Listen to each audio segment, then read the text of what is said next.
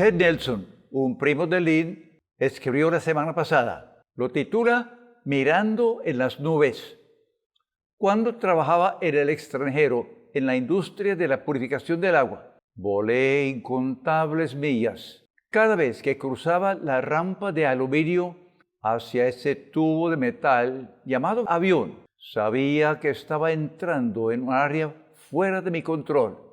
Me gustaron los 747, los L-1011, pero me alejé más de una vez de un DC-10 cuando vi que los motores estaban por caer de las alas. Ciertamente no disfruté de los viajes en helicóptero a las plataformas en el mar de Java, ni tampoco de semanas en barco durante fuertes tormentas, trabajando en la sala de máquinas con el fin de instalar o reparar sistemas de agua. Mientras volaba, siempre elegía un asiento junto a la ventana. Así me sentí más seguro cuando pude ver lo que sucedía afuera, preparando para despegue y aterrizaje. Cuando había mal tiempo y estábamos rebotando, miraba intensamente por la ventana tratando de vislumbrar algo, cualquier indicación que pudiera hacerme sentir que el avión no se iba a estrellar. La primera vez que voló el avión entrando al antiguo aeropuerto de Hong Kong, hubo un terrible aguacero durante la aproximación a la pista. No veía sino lluvia por la ventana De pronto, me asusté al percibir justamente por delante edificios altos de apartamentos, oficinas. Eso no puede ser correcto. El piloto los va a matar. Afortunadamente, él seguía las instrucciones de los controladores aéreos. Hacia el final de la aproximación, el avión hace un giro a la derecha y luego aterriza. No lo sabía, y entre cortinas de lluvia vi cada vez más cerca los edificios. Los demás pasajeros me veían tranquilo. Sin embargo, por dentro estaba muerto de miedo y silenciosamente tratando de hacer algún tipo de trato con Dios para sobrevivir. Sentí tremendo alivio cuando el piloto aterrizó el avión a salvo en medio de truenos y relámpagos. Mi inherente falta de confianza en la tecnología, sea 100% confiable, se manifiesta cuando me meto en situaciones de peligro desafiante. Soy tan arrogante que creo que si veo, todo será mejor, más seguro. Sin embargo, a lo largo de mi vida, mis esfuerzos por vislumbrar a través de las nubes lo que la vida me podría traer han sido inútiles. He experimentado situaciones, eventos, cambios culturales, enfermedades, todo tipo de problemas y cuestiones sin previo aviso para todo el mundo. El año 2020 es ciertamente una muestra de no poder conocer ni asegurar el futuro. Tratamos de conseguir cantidades de cosas para sentirnos mejor. Muchos se preocupan por asuntos políticos. En cambio, mi cáncer me enfoca en intentar mantenerme con vida durante los próximos, ojalá, 4 años. Una perspectiva más simplista, ¿cierto? En nuestro hogar, la lucha diaria ha sido especialmente difícil desde que mi esposa Ruth se cayó, fracturó la pelvis, también el brazo, a finales de julio pasado. Oramos porque Dios nos diera la capacidad de mantener a Ruth en casa después de su cirugía. El Señor respondió esa oración, proporcionó tanto la energía como la habilidad requeridas. Ruth sigue recuperándose bien, ha comenzado a conducir su automóvil. Su espalda sufre espasmos, pero eso está mejorando lentamente a medida que aumente su actividad. Me han hecho más quimioterapia durante el último año. Los efectos físicos me han puesto de rodillas. Hace 2 meses, la familia estuvo de acuerdo en que ya no debía seguir con quimioterapia. Perdí 16 kilos en octubre. Decidimos dar una nueva mirada a todos los tratamientos para combatir el cáncer de páncreas. Por ejemplo, Lynparza, un fármaco que se muestra prometedor para los pacientes de BRCA, de los cuales yo soy uno. No mata las células cancerosas, pero inhibe su crecimiento. Así que escogimos aquel medicamento como una nueva opción, ya que la quimioterapia me estaba derribando. Luego, hace apenas semana y media, un médico del Instituto Nacional del Cáncer me llamó para hablar sobre un ensayo que estaba haciendo. Inicialmente pensé que, como es completamente nuevo, algo no probado, mejor que no. Sin embargo, el jueves, el médico volvió a llamar. Discutimos el programa, la prueba. Todavía quiere que yo participe y me dejó un puesto abierto. Es una terapia inmunológica, una trampa de GF-beta. Entonces me inscribí y comenzaré el 5 de enero, si Dios quiere. Aunque este tratamiento en realidad tiene un historial de curar completamente a muchos pacientes de su cáncer. Entiendo perfectamente que no hay garantías para mí. Dios ha proporcionado milagro tras milagro en mi larga lucha contra el cáncer de páncreas, desde médicos y centros de tratamiento excelentes hasta un trabajo que he podido adelantar en casa. En momentos críticos, las oraciones, el apoyo de familiares, amigos, me han fortalecido día a día, a veces solo para aguantar unas pocas horas más. Dios todavía está presente para amarnos, apoyarnos, cuidar de nosotros. Sin embargo, como individuos, debemos responderle con fe. Es parte del trato. Sin opción, queremos echar un vistazo al futuro, pero simplemente no podemos predecirlo. Como hijo de Dios, reconozco que el piloto divino está en control. Él conoce nuestro destino, es amoroso, bondadoso, continúa acercándose a quienes no lo conocen, mientras apoyo a quienes sí lo conocemos. Si estás impactado por la pandemia del 2020, es un buen momento para interactuar con el Dios que te crió. El Salmo 40, 4 y 5 han sido de gran ayuda para mí. Cuán bienaventurado el hombre que puso su confianza en el Señor. No mira a los soberbios, ni a los que desvían tras la mentira. Muchas son, oh Señor Dios mío, tus maravillas y tus pensamientos para con nosotros. No es posible contarlos. Si los declarara y hablara de ellos, serían demasiado numerosos para contarlos. En la eternidad, en presencia del Señor, todas las preocupaciones, el dolor, la oscuridad, las sombras de temor desaparecerán. La Biblia dice que la fe personal en Cristo asegura que esto sea cierto. Por eso, sigo confiando en mi Dios para guiar mi viaje, llevarme a casa a salvo. Con mucho amor, Ted.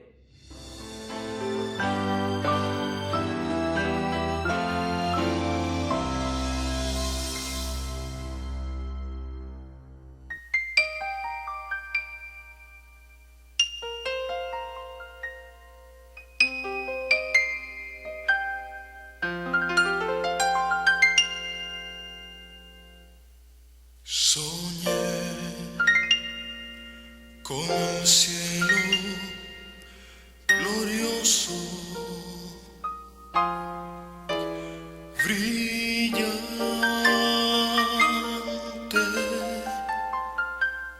en luz. Al entrar me postré adorando, congregados los ángeles vi.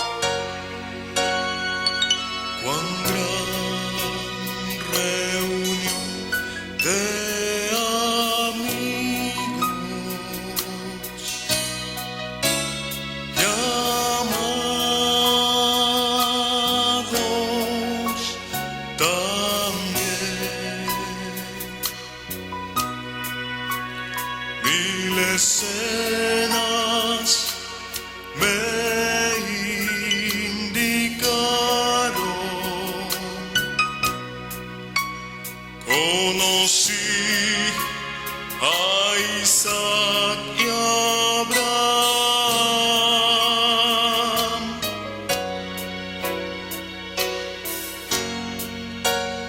y Jacob me llevó donde Marcos vi a Lucas y a David. Pero dije, quiero ver a Cristo.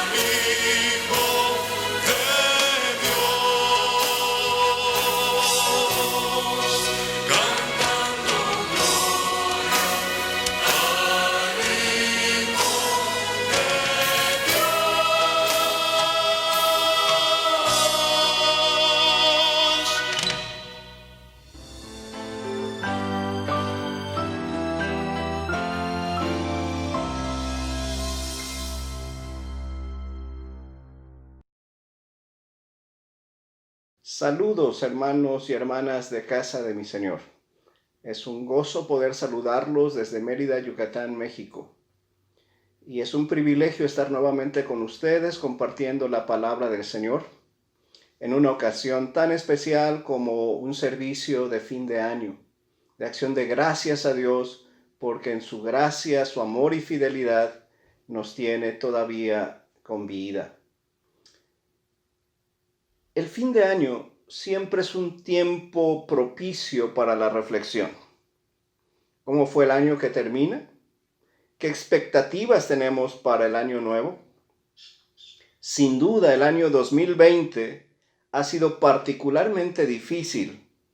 La pandemia y sus efectos como el desempleo, la limitación de nuestras actividades, las limitaciones de la convivencia familiar y el poder reunirnos como iglesia, y particularmente haber visto partir a varios de nuestros seres queridos o amigos, ha hecho de este año que sea un año particularmente desafiante. Las expectativas para el año 2021 quizás no son tan esperanzadoras, sea en lo económico, lo social, el tema de salud, pero en medio de este panorama, Dios nos habla y nos da una palabra de aliento y de esperanza. En esta ocasión, les invito a que juntos meditemos en la bendición que Dios nos da en su palabra, una bendición especial para este año nuevo. Si tienen sus Biblias con ustedes, voy a invitarlos a que me acompañen al libro de Números, al capítulo 6, versos 22 al 27. Me voy a permitir dar lectura a esta porción de la Escritura. Dice así la palabra del Señor. Jehová habló a Moisés diciendo: Habla a Aarón y a sus hijos y diles: Así bendeciréis a los hijos de Israel, diciéndoles: Jehová te bendiga y te guarde. Jehová haga resplandecer su rostro sobre ti y tenga de ti misericordia. Jehová alce sobre ti su rostro y ponga en ti paz. Y pondrán mi nombre sobre los hijos de Israel, y yo los bendeciré. El libro de Números registra la experiencia de fracaso del pueblo de Israel al no creer la promesa de Dios y por el juicio que resultó por esa incredulidad que los llevó a peregrinar por el desierto durante 40 años. El punto crítico de Números puede encontrarse en el capítulo 14, cuando Israel rechaza y se niega a subir y conquistar la tierra prometida. Es un libro transgeneracional. Los primeros 9 capítulos describen a la antigua generación que salió de Egipto. Los capítulos 10 al 25 hablan de una transición trágica, cómo esa generación desobedece y no se apropia de la promesa de Dios. Y los capítulos 26 al 36 hablan de una nueva generación. Los hijos de aquella primera generación que nacieron en el desierto y a quienes Dios va a introducir a la tierra de promesa. El contexto de la bendición sacerdotal, la bendición que Dios ordena a Moisés, instruye a Aarón y a sus hijos dieran a su pueblo, es un contexto interesante. Si leemos en el libro de Números, al inicio Moisés da instrucciones de cómo debían ordenarse las tribus alrededor del tabernáculo. También les da leyes sobre la pureza ritual, ceremonial. Así que podemos concluir que cuando el pueblo de Dios vive ordenadamente y en obediencia a los mandamientos de Dios, entonces experimenta la bendición de Dios. Hay que notar que la bendición proviene de la revelación directa de Dios.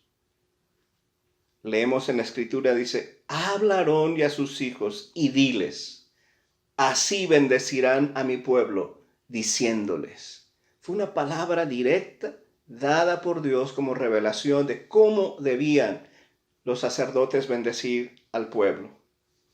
El término bendición proviene de la palabra hebrea barak, y esta palabra se utiliza más de 200 veces en el Antiguo Testamento.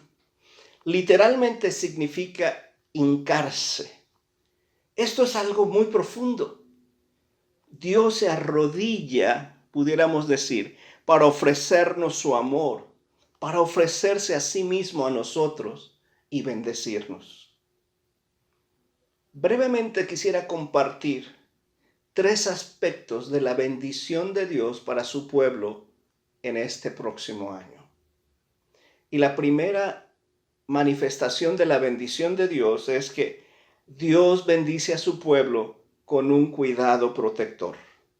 El verso 24 dice: Jehová te bendiga y te guarde. La palabra guardar proviene del término hebreo shamón, que literalmente significa espinos. El contexto de esta palabra es la labor del pastor que hacía un aprisco, un corral con arbustos espinosos para guardar al rebaño de los ataques de animales salvajes. Este corral tenía una doble función: protegía a la oveja de los peligros de afuera, pero también impedía que las ovejas se salieran y se alejaran del pastor y se extraviaran. Dios desea guardarnos. Y eso conlleva estar cerca de Él. Él no desea que nos alejemos y nos apartemos de Él.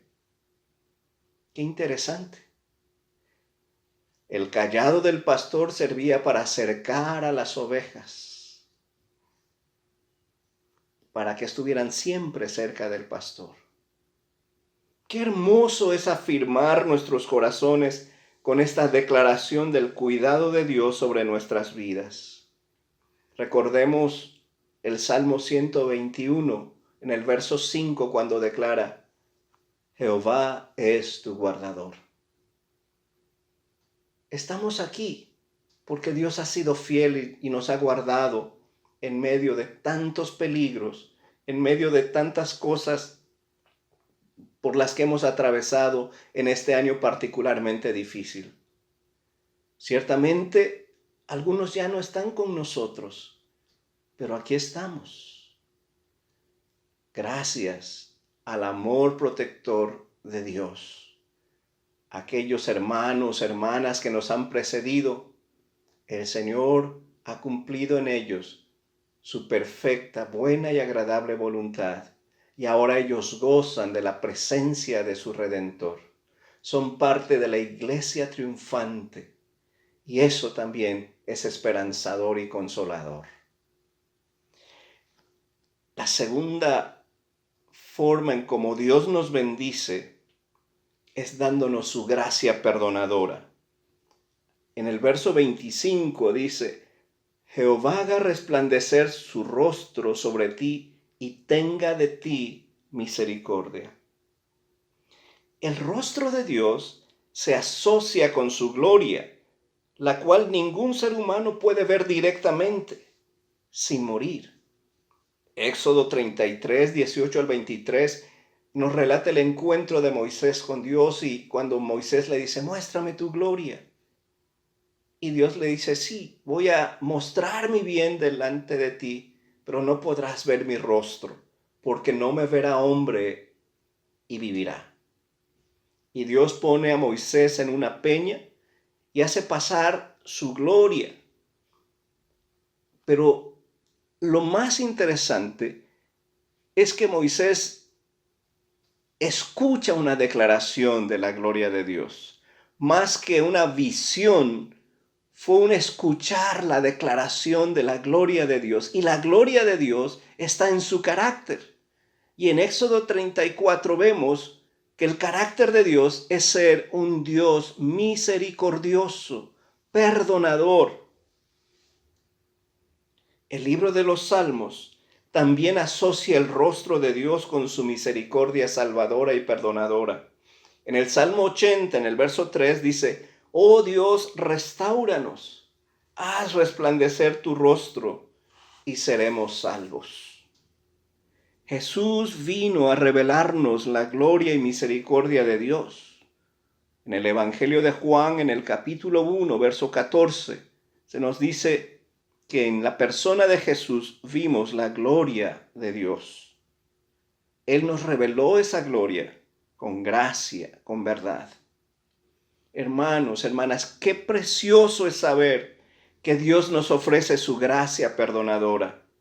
Él es fiel y justo para perdonar nuestros pecados y limpiarnos de toda maldad. Solamente tienes que confesarle tus pecados y pedirle perdón sinceramente.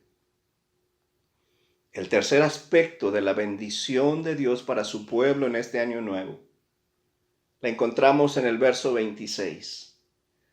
Jehová alce sobre ti su rostro y ponga en ti paz. Dios bendice a su pueblo con una paz restauradora. Para entender esta declaración, debemos comprender el actuar de los jueces en aquella época. Los jueces, en el contexto del libro de Números, de las naciones circundantes de Israel, para comunicar una sentencia condenatoria, volteaban su rostro del acusado. Pero si la sentencia era liberadora, volteaban su rostro hacia el acusado. Qué interesante, por eso Moisés usa esa manera de expresión que tenía mucho sentido en el contexto en el que vivía el pueblo de Israel. Jehová alce sobre ti su rostro y te conceda su paz. El concepto de paz denota un concepto de bienestar integral. Incluye aspectos como bienestar, salud, prosperidad, paz relacional. En el Nuevo Testamento se utilizan 3 diferentes palabras para la paz. La primera es galené, que habla de calma. Muy especialmente se usa para la calma de la naturaleza, como Jesús calmó la tempestad en el lago.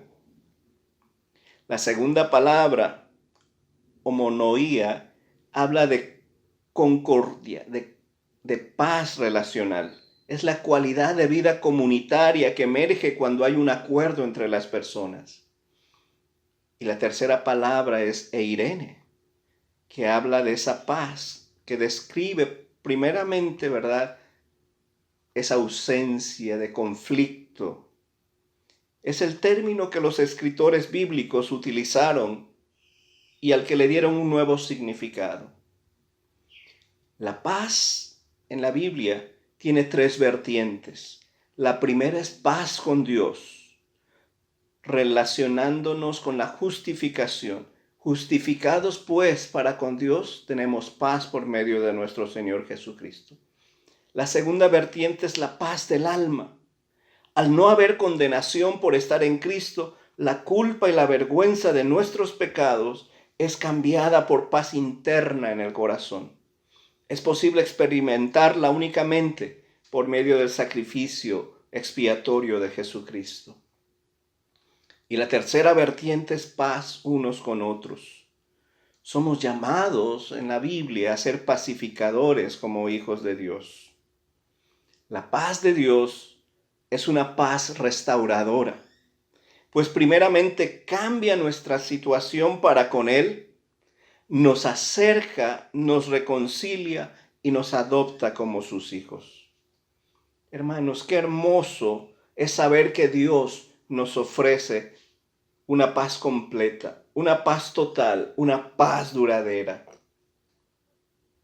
Hemos reflexionado en las dimensiones de la bendición de Dios.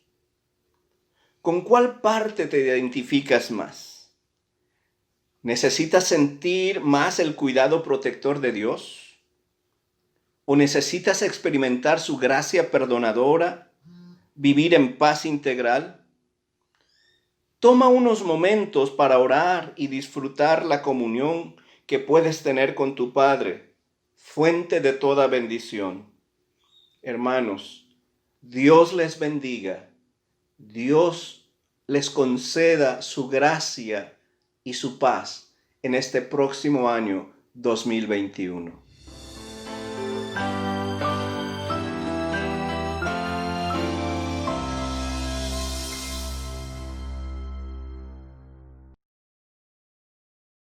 Buenos días, hermanos, otra vez compartiéndole los anuncios de esta semana. Recordar los cumpleañeros de la semana que ayer acabó. Son ellos Nelson Duarte, quien cumplió el 27, y Alejandra Prada Solano, que cumplió el 30 de diciembre. Los esposos Macaulay Anderson, Connor y Sara en Estados Unidos, el 28 de diciembre festejaron su aniversario de matrimonio.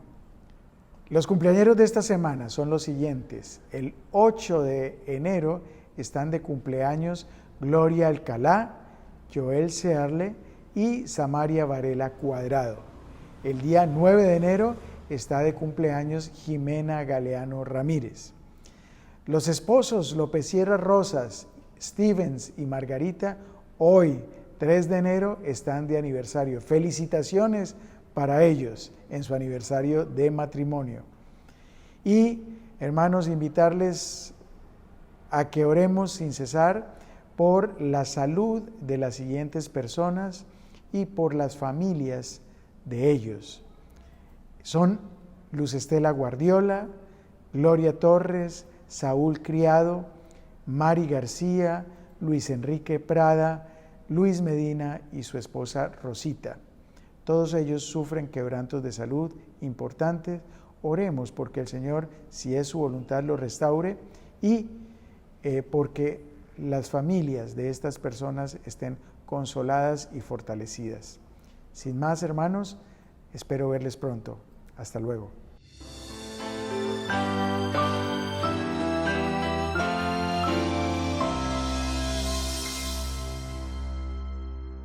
A mediados del siglo XI hubo una terrible persecución de judíos que llevó a un pogromo en Worms, Alemania. A pesar de ser una ciudad con tantas iglesias, la gente no practicaba su fe en amor y sintió envidia por los bienes materiales de los judíos, llegando a tener mucho odio hacia ellos y sus costumbres. La xenofobia sí tenía sus razones, aunque no todas justas. Por ejemplo, algunas de las diferentes tradiciones cristianas nunca han perdonado del todo al pueblo judío por haber dado muerte a Jesucristo. Además, la habilidad de ellos en todo lo que se trata de comercio y finanzas siempre ha creado envidia, así como rechazo. Tal vez el mayor agravante en ese momento en Alemania resultó de una pandemia en la cual pareciera que el pueblo hebreo estaba saliendo mejor librado que las demás personas. Conclusión: seguramente los judíos estaban envenenando los pozos de agua para que sus vecinos gentiles fueran perjudicados. Aunque hasta ese momento las implacables pandemias que terminaron arrasando con cerca de 12 millones de personas no habían llegado a su apogeo, la población sí sufría de varias epidemias de las cuales, curiosamente, la gran mayoría de hebreos siempre se encontraba menos afectada que la demás población. Sin ser todos fieles creyentes en el Dios de Abraham, el pueblo judío en su mayoría se ha distinguido por seguir los principios de salud instituidos por Moisés en el monte Sinaí. Esas costumbres incluían buenas prácticas en el aseo, la destrucción de basuras.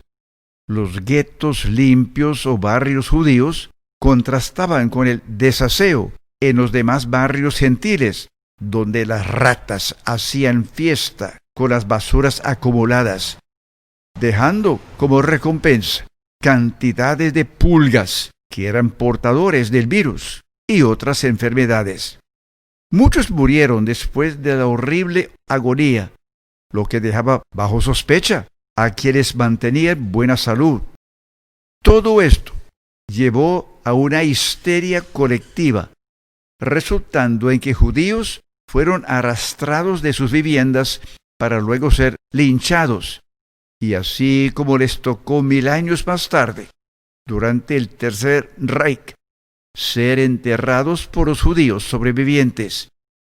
Ya diezmada la población hebrea, los que quedaban se reunieron en su sinagoga en Worms para orar, rogar al Eterno, pidiendo un milagro.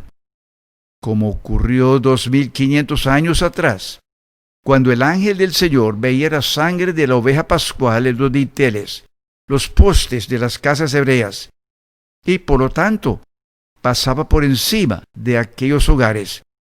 Dios escuchó la oración y el ángel del Señor hizo parar milagrosamente el exterminio. Tan agradecidos a Dios estaban los judíos de Worms que el cantor de la sinagoga local, Mir ben Isaac Nerhorai, compuso un bello himno de agradecimiento al Señor. Una de las últimas estrofas de aquella hermosa alabanza a Dios dice: si fuera tinta todo el mar y todo el cielo un gran papel, cada hombre un escritor y cada hoja un pincel, nunca podrían describir el gran amor de Dios. 10 siglos más tarde, judíos en todo el mundo siguen entonando aquellas estrofas en especial durante la fiesta de tabernáculos que se celebra alrededor de nuestro mes de septiembre, pues no alcanza el tiempo para leer todas las 178 estrofas del Akdamut Migin, pero fue esa estrofa en particular que llegó 9 siglos más tarde a las manos de un pastor, quien lo incorporó como segunda estrofa de un himno celebrando su propia respuesta.